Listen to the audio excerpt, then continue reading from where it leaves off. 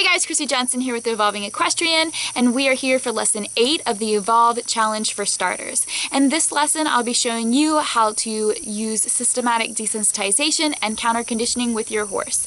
With Soxy, I quickly introduced a flag to him, so that way I could show you how to go about using this approach, but also I want to include some clips of me working my mare Patience using a start button, and I am trying to desensitize her to a spray bottle. And what I did was I taught her to touch a cone as a signal for me to begin using the spray bottle.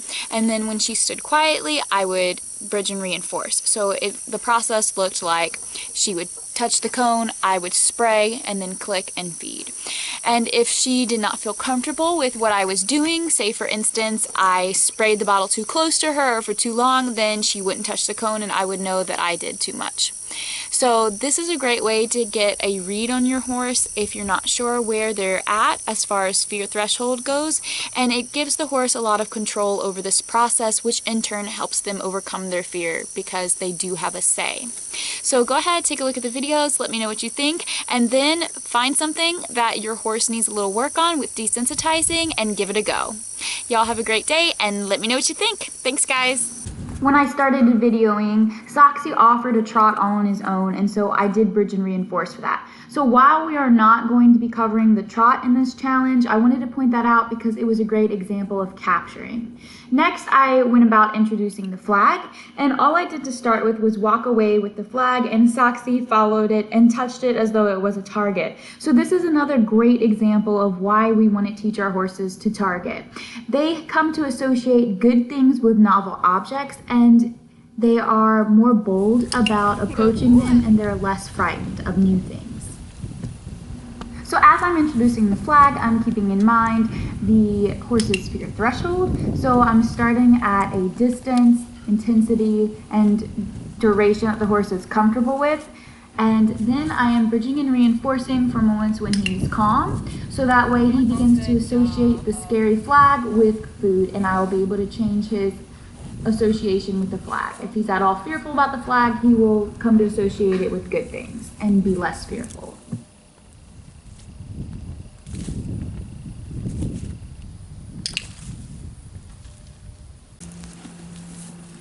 So it is effective to use a bridge signal when you're counter conditioning, but you don't have to. It can be even simpler than that. To show you this, I threw a couple of handfuls of feed into a bucket for Soxy, and while he ate, I moved all around him with the flag. And so by doing this, the scary stimulus is overlapping with the food, and Soxy will form the association that the flag equals good things. You can counter condition a horse to the farrier by allowing the horse to eat some alfalfa hay in a net while the farrier works on their feet. You can counter condition a horse to a horse trailer by feeding them in the area around the trailer and slowly moving the food closer and closer as time goes by and the horse becomes counter conditioned. So it can actually be a very easy way to desensitize your horse and change that emotional association they have with the things that they don't like or they find scary. I wanted to briefly cover start buttons. Start buttons are a great way to give a horse control over the desensitization process. With Patience, I taught her how to touch a stationary target, and then after she touched it, I would spritz with my spray bottle and bridge and reinforce. So Patience learned that by touching the cone, it would begin the process of the spritz and then result in reinforcement. If her fear, however, was greater than the reinforcement was reinforcing, then she would not touch the cone and I would not spray. So she had control over the stimulus by teaching her this start button. The horse knows what to expect, and that is what really gives them a lot of confidence with the scary stimulus because they know when it's going to happen. Now, all the same rules apply as in systematic desensitization. You want to start somewhere that they're comfortable and build from there.